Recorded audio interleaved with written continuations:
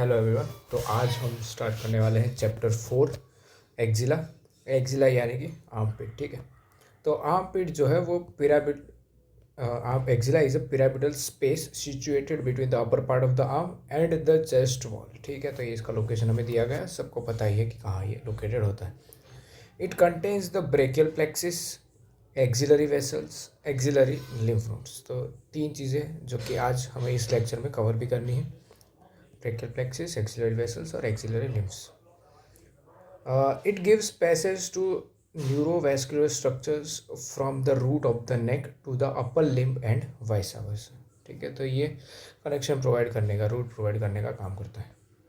Dissection जैसा हम हर बार करते हैं, छोड़ देंगे आपके डाइसेक्शन क्लास के लिए। बाउंड्रीज, तो it resembles a 4 sided pyramid. ठीक है, तो इसकी 4 साइडेड पिरामिड की तरह ये होता है। एक एपेक्स होता है, एक बेस होता है। तो देखो इस डायग्राम में हमें बहुत अच्छे से दिखाया गया है। तो ये क्या है, ये इसका एपेक्स है। एक और क्या लिख के दिया हमें, बेस लिख के दिया है। और इसकी 4 वॉल्स के बारे में हमें बताया गया है। तो इसकी 4 वॉल्स कौन कौन सी है? एक है एंटीरियर वॉल, जो कि आप इधर देख सकते हो, ये रहे एंटीरियर वॉल। इसके बाद है पोस्टीरियर वॉल, तो ये आप देख सकते हो पोस्टीरियर वॉल। इसके अलावा है मीडियल वॉल और एक है लेटरल वॉल। ठीक है, तो इस डायग्राम में हमें बहुत अच्छे से दिखा गया है कि कौन सा पार्ट एक्सिला का कहाँ है। ठीक है, आगे बढ़ते हैं। आगे हमें लिख के दिया है एक्सिला का ओरिएंटेशन। तो एक्सिला जो है वो एक सीधा डिब्बा जैसा नहीं है। ठीक है, ये थोड़ा तिरछा रखा हुआ पिरामिड जैसा स्पेस है। इसका एपेक्स जो है वो ऊपर और अंदर की तरफ नेक के रूट की ओर पॉइंट करता है, जैसे हमने इधर देखा। ठीक है, इसका एपेक्स देखो। वहीं से सबसे बड़े वेसल्स और नर्व्स जो है वो गर्दन से आर्म में आते हैं। इसका बेस नीचे की तरफ रहता है, तो आप यहाँ पे देख सकते हो इसका बेस। ठीक है, जहाँ स्किन प्लस एक्सिलरी फेशिया मिलकर जो बगल है उसका फ्लोर बनाते हैं। यहीं पर ही हेयर, स्वेट ग्लैंड्स और सुपरफिशियल लिम्फ नोड्स आपको मिलेंगे। ओरिएंटेशन आपको याद रखना है, ऊपर और अंदर की तरफ एपेक्स है और नीचे ब्रॉड बेस है। ठीक है, आगे बढ़ते हैं। आज के लेक्चर में हमें कवर करना है ये branches of axillary arteries, axillary lymph nodes और brachial plexus and it branches. ठीक है, एक एक करके स्टार्ट करते हैं। पहले मैं आपको दिखा देता हूँ कि कौन कौन से स्ट्रक्चर्स हमें पढ़ने हैं। ठीक है, तो चलो देख के इसको पढ़ लेते हैं ताकि आपको अच्छे से समझ में आ जाए। सबसे पहले जो हमें लिख के दिया है, हमें सबसे पहले क्या लिख के दिया है? Superior thoracic artery. ठीक है, तो अब ये जो आर्टरी है इसकी बात की गई है। ठीक है, superior thoracic artery. Superior thoracic artery के बारे में आपको ये याद रखना है कि ये एक छोटी सी ब्रांच है जो एक्सिलरी आर्टरी के फर्स्ट पार्ट से निकलकर पेक्टोरालिस माइनर के सुपीरियर बॉर्डर के साथ चलती है। ठीक है, याद रखने की ट्रिक क्या है? सुपर यानी कि सबसे ऊपर, इसीलिए पेक्टोरालिस माइनर के ऊपर वाले बॉर्डर पर आप इसको ढूंढ सकते हैं। ठीक है, तो इतना हमें लिख के दिया है। उसके बाद हमें लिख के दिया है थोरेको एक्रोमियल ट्रंक। ठीक है, तो मैं आपको यहाँ पे दिखा देता हूँ थोरेको एक्रोमियल आर्टरी। ठीक है, हमें ये लिख के दिया है कि ये भी पेक्टोरालिस माइनर के ऊपर के बॉर्डर से ही निकलती है, लेकिन ये थोड़ी मोटी होती है। क्लियरली आप देख सकते हैं। ठीक है, इसकी मोटाई, और जल्दी ही क्लेवी पेक्टोरल फेशिया को पियर्स करके बाहर आती है और 4 ब्रांचेस देती है। इसकी 4 ब्रांचेस है। कौन कौन सी है? पेक्टोरल, एक्रोमियल, डेल्टॉइड और क्लेविकुलर। इसको आप इस तरह से याद रख सकते हैं, CADP। ठीक है, या PADC, ये इसका न्यूमोनिक है। क्लेविकुलर, एक्रोमियल, डेल्टॉइड और पेक्टोरल। ठीक है, ये जो पियर्स करके बाहर आती है ये हमने लास्ट लेक्चर में ही कवर किया है। ठीक है, आगे बढ़ते हैं। आगे हमें लिख के दिया है लेटरल थोरेसिक आर्टरी। ठीक है, तो ये है हमारी लेटरल थोरेसिक आर्टरी। इसके अंदर हमारी बुक में ये लिख के दिया कि ये आर्टरी पेक्टोरालिस माइनर के आउटर बॉर्डर के साथ नीचे की तरफ जाती है और लेटरल चेस्ट वॉल से खास करके ब्रेस्ट को सप्लाई करती है फीमेल के अंदर। ठीक है, पेक्टोरालिस माइनर को जब आप आइडेंटिफाई करते हो डाइसेक्शन के लिए छोटी सी टिप है, फिर उसके आउटर किनारे पर 7 पतली आर्टरी जो होती है उसी को ट्रेस करो तो आपको ये मिल जाएगी। उसके बाद हमें लिख के दिया है सब स्कैपुलर आर्टरी। ठीक है, तो ये देखो ये वाली जो आर्टरी है ये है सब स्कैपुलर आर्टरी। इसमें हमारी बुक में ये लिख के दिया कि एक्सिलरी आर्टरी के 3rd पार्ट से निकलती है, सबसे बड़ी ब्रांच है। ये सब स्कैपुलारिस मसल के लोअर बॉर्डर के साथ चलती है और जल्दी ही circumflex scapular plus thoracodorsal में डिवाइड हो जाती है। ठीक है, यहाँ से ये डिवाइड कर जाती है। आगे बढ़ते हैं।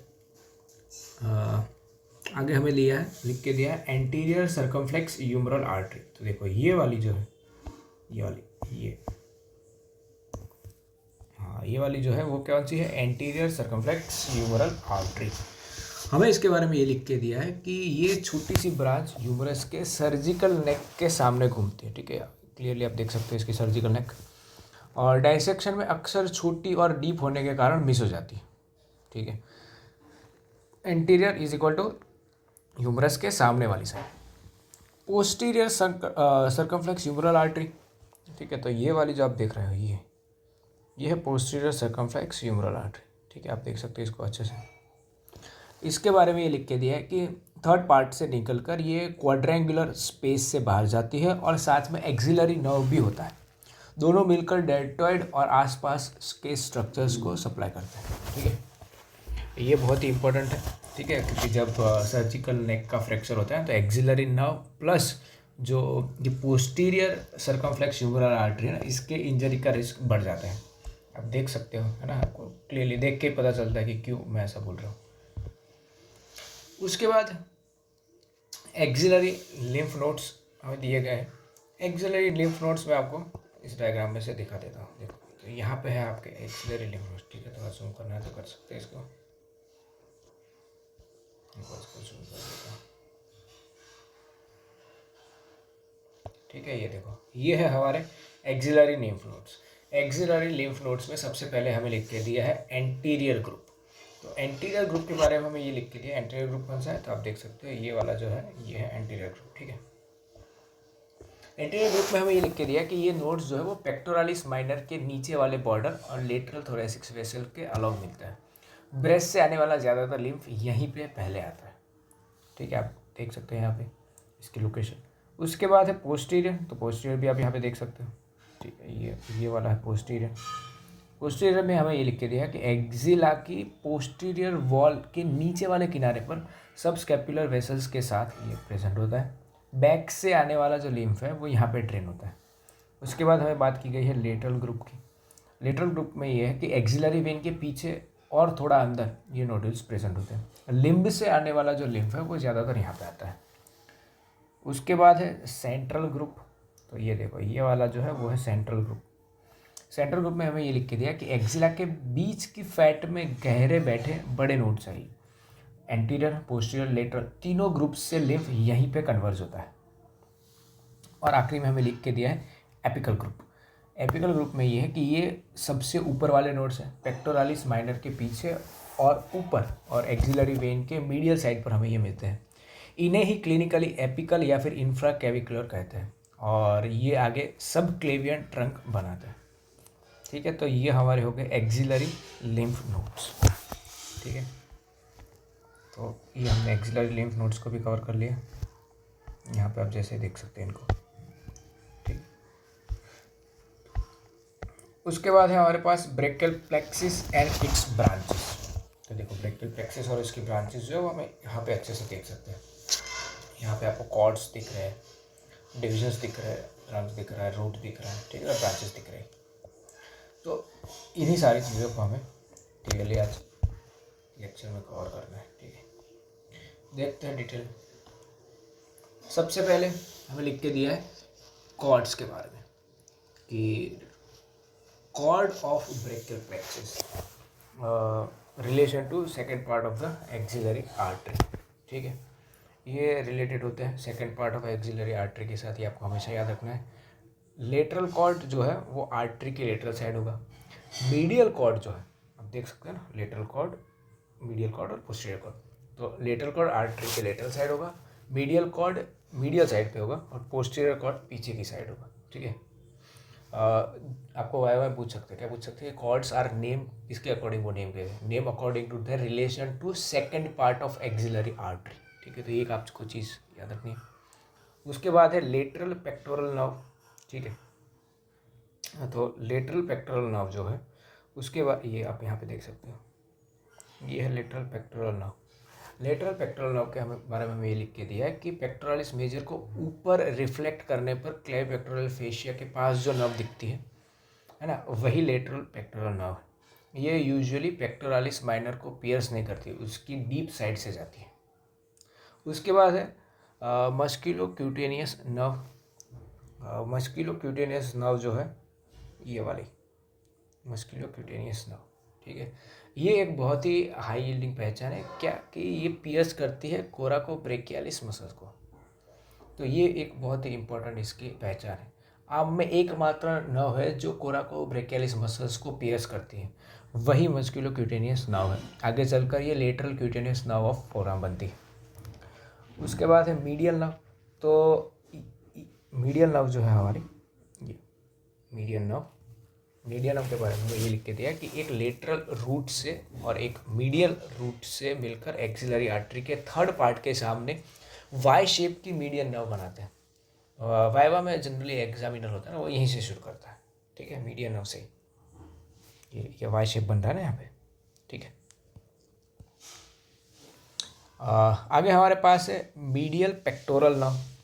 तो हमारी जो मीडियल पेक्टोरल नर्व, ये वाली जो है मीडियल पेक्टोरल नर्व, इसके बारे में ये लिख के दिया कि पेक्टोरालिस मेजर को साइड में हटाओ तो जो नर्व पेक्टोरालिस माइनर्स को पियर करती हुई दिखे, बस वही है मीडियल पेक्टोरल नर्व। ये दोनों पेक्टोरल मसल्स को सप्लाई करती है, ठीक है। उसके बाद है medial cutaneous nerve of arm. तो जो medial cutaneous nerve of arm है वो क्या करती है, medial cutaneous nerve of arm जो है वो एक्सिलरी वेन के मीडियल साइड पर चलने वाली बहुत पतली और सेंसरी नर्व है। सिर्फ स्किन ऑफ आर्म को ये सप्लाई करती है, ठीक है। उसके बाद है हमारे पास एक्सिलरी नर्व।